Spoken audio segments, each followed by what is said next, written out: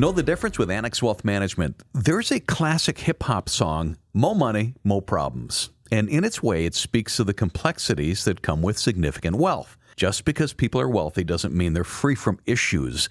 Here to talk about it, Amy Kiiskila, Director of Wealth Strategy with Annex Private Client. Welcome back. Hi, Danny. Mo Money, Mo Problems. Have you seen this? I have seen this over the course of my career. Wealth can bring a lot of choices and opportunities. It also does bring some more complexities, which can bring some more issues and problems. Yeah, I kind of struggled with this because these are complexities. It's not really mistakes. These things kind of creep up on all of this, and it happens. Let's cover a few of them. We're going to start with personal real estate overload, which I think to many sounds fantastic. Nothing wrong with having several beautiful homes, but is there a downside? There is nothing wrong with it. And the thing to think about is that there's a lot of upkeep and expenses associated with multiple homes. And sometimes what we see is that people don't really use the homes as much as they planned, kind of particularly when you own more than your primary residence and maybe one secondary residence. So if you're not using the property as much as planned, now maybe you're incurring additional expense to have the resources and people on the ground to keep up the property for you. And then when you're thinking down the road, if you want to sell it, kind of depending on size and location, selling it may not be as easy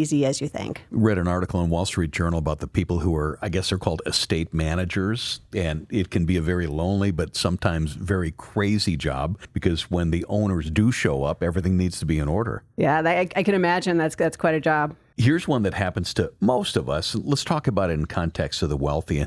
That's lifestyle inflation, and that's not a terrible thing. It is not. It's this idea of the more we make, the more that we spend. And it's a natural thing. For the wealthy, though, that could be things like cars, boats, jewelry. It could be extravagant travel, maybe using private airfare, and maybe even hiring those household staff to take care of the property. And well, that's not a problem in and of itself. What it could be is over time, it can be a drag on your liquid assets.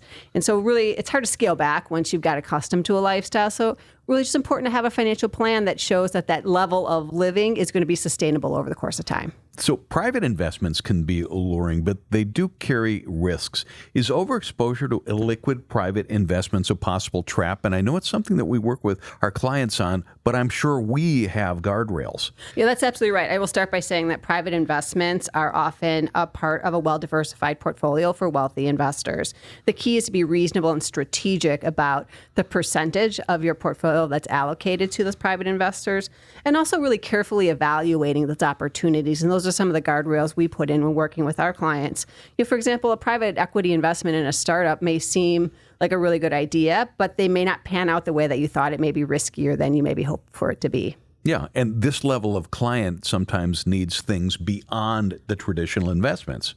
That's exactly right. So it's very common to incorporate that into a portfolio. And the things we look at, is it a good quality investment? Also looking at how does the illiquidity of private investments factor into the portfolio? Now, typically with those type of investments, your capital is going to be locked up for a number of years, maybe a decade or more. They're also going to be subject to capital calls. So as part of that overall plan, we want to be thinking about, can your overall portfolio sustain that level of illiquidity? And do we have a plan in place when those capital calls come up? More money, more problems. Even high net worth individuals and families can have some issues with investment and retirement planning.